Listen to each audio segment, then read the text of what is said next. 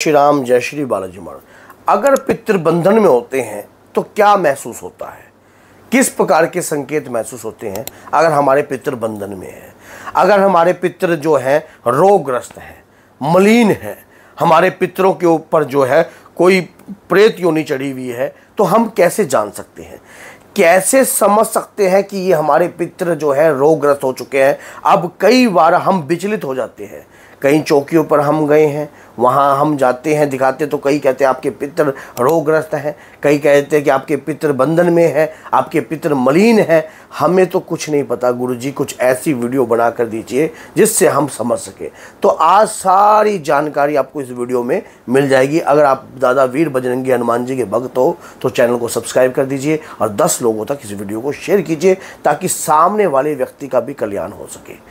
कहते हैं कि मन चंगा तो कठौती में गंगा, मन मैला तो पूर्ण कठौती मैली। और इसी प्रकार से जब हमारे मन में अपने घर के पितरों को शुद्ध करने की प्रक्रिया मन में धारण हो जाती है तो समझ लेना पितृ कृपा भी आपको प्राप्त होती है, कुल के अंदर की शक्ति की कृपा भी आपको प्राप्त होती है। अब क्या होता है कि अगर पितृ आपके मलिन होते हैं तो पहला संकेत, आपके घर के बच्चे तरक्की नहीं कर पाएंगे, आपके घर के बच्चों में तरक्की नहीं होगी, बंधन लगेगा, बार बार आगे बढ़ेंगे गिरेंगे, आगे बढ़ेंगे गिरेंगे, आगे बढ़ेंगे गिरेंगे, लास्ट बॉल पर जो है वो क्लिंग बोल्ड हो जाएंगे लास्ट बॉल पर। और कार्यों में रुकावट जो है बनती रहेगी। ये कार्यों में रुकावट उनके साथ तो होगी और साथ में व्यापार में भी होगी। व्यापार थोड़ा सा चलता है रुक जाता है, चलता है रुक जाता है, ये समस्या जो है खड़ी रहेगी। अगर पितृ जो है आपके प्रेत योनि में है, आपके घर के पितृ प्रेत योनि में है तो दिक्कत रहेगी। घर में लड़ाई झगड़ा छोटी छोटी बातों पर खड़ा हो जाएगा, घर के अंदर लड़ाई झगड़ा खड़ा हो जाएगा। कहीं से विचारधाराएं जो आपकी बननी होंगी वो बिल्कुल ही मिट्टी में मिल जाएंगी। जैसे कोई कहीं पर कोई कार्य बनने की सोच रहे हो और उससे पहले ही घर में लड़ाई हो गई, वो कार्य करने से पहले ही घर में मिट्टी पलट होगी, तो समझ लेना पितृ आपके रोगग्रस्त है। घर में असाध्य रोग बना रहेगा।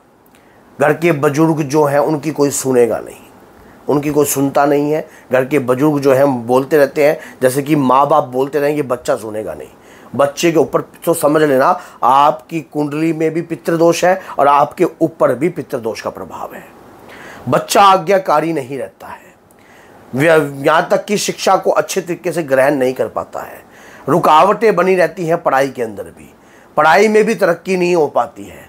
अब उसके बाद क्या होता है, जिन कईयों के घर में अगर पितृ आपके बंधन में होते हैं या पितृ बंधन में डाले हुए होते हैं या पितृ आपके मलिन होते हैं तो घर में संतान उत्पन्न नहीं होती है, बार बार गर्भपात होते हैं, बार बार गर्भपात होते हैं। एक बार नहीं कई बार ये स्थितियाँ आपके हुए, उसके बाद आपकी बहू के हुए, उसके बाद उसकी बहू के हुए, तो ऐसी जो प्रक्रिया है चलती रहती हैं। और फिर किसी देवता की कृपा से अगर एक आधा गर्भ ठहर भी गया और संतान उत्पन्न भी हो गई तो उसकी लाइफ में दिक्कतें समस्याएं खड़ी रहती हैं। ये पितृ जो है आपके जब रोगग्रस्त होते हैं तब अधिकतर ये कार्य होता है। अब पितृ को आप जानते नहीं हो, पहचानते नहीं हो कि हमारे पितृ जो हैं रोगग्रस्त हैं। कई लोगों के साथ तो ये भी हुआ है कि उन्होंने पितरों का स्थान बनाया होता है और उस स्थान पर वो पूजा करते हैं, पूजा करने के बाद भी वो दुखी हैं, धोख मारने के बाद भी वो दुखी हैं। अब इनके पीछे क्या हाथ होता है, जब आप किसी भी स्थान पर मान लो देव अपने पितृ का स्थान बनाते हो तो वहां पर अगर आप पितरों को पूज लो, देखो ऊत पितृ, अगर ऊत पितृ आपके घर के अंदर है तो उसे पूजिए, अगर ऊत पितृ कोई भी आपके घर के अंदर है। लेकिन जो पितृ का स्थान आप बना देते हो बड़ा छोटा वो मंझला, उस प्रकार से क्या होता है वहां पर अगर प्रेत आकर बैठ गया तो जितनी पूजा आप करोगे उससे दुगना आप परेशान होगे, आपके कार्य रुकेंगे, आपके कार्यों में अड़चन रहेगी, बुद्धि में मलिनता भरी रहेगी, दिमाग काम नहीं करेगा, सोचने समझने की शक्ति जो है क्षीण होती रहेगी। बार बार आप सोचोगे कुछ और, होगा कुछ और। ये जो स्थिति आपके साथ हो रही है ना, ये पितरों के रोगग्रस्त होने के कारण है, पितरों की मलिनता के कारण है, पितृदोष के कारण है। पितृदोष के कारण व्यक्ति जो है, अब पितृदोष को खत्म करने का सबसे बड़ा श्रेष्ठ उपाय ये है, अपने घर के जितने भी बुजुर्ग हैं उन सबका सम्मान करना प्रारंभ कर दो। और कच्चे दूध की एक लस्सी तैयार करो, जैसे कि 12 अमावस्या होती हैं। आप लिस्ट बना लीजिए, वर्ष के अंदर 12 अमावस्या होती हैं। उस अमावस्या पे आपको विशेष कार्य करना है। और अगर आप चाहते नहीं हो कि आपके पितरों के बारे में आपको कुछ नहीं पता, बस मेरे पितर शुद्ध होने चाहिए, मेरे पितर रोगग्रस्त से मुक्त होने चाहिए, तो एक कार्य अपने घर में करना प्रारंभ कर दीजिए। कच्चे दूध की लस्सी मिश्री धागे वाली लेकर घोलने लग जाइए। उसके अंदर थोड़ा सा गुलाब का जल जो है, गुलाब जल मार्केट में मिल जाता है, अगर ओरिजिनल कोई आपका कहीं से और मिल रहा है तो ओरिजिनल होना चाहिए। गुलाब जल की बूंदें डालिए उसके अंदर, कच्चे दूध की लस्सी के अंदर ही, या केवड़ा ले लीजिए, गुलाब का केवड़ा भी ले लीजिए। उस दौरान जो है आपने बनाकर भगवान शिव पर ओम नमः शिवाय पंचाक्षर मंत्र से अर्पण करने लग जाइए। एक दीप का दान पीपल के नीचे देने लग जाइए। अगर जो भी माताएं बहनें इस कार्य को प्रतिदिन रखती हैं या रोजाना आपके जीवन में धारण कर लेती हैं, 1 वर्ष तक करती हैं, तो समझ लेना जितना भी पितृदोष हो, कितना भी बड़ा कार्य हुआ हो, आपके ऊपर से पितरों के ऊपर जो मलिनता है वो नष्ट होने लग जाएगी।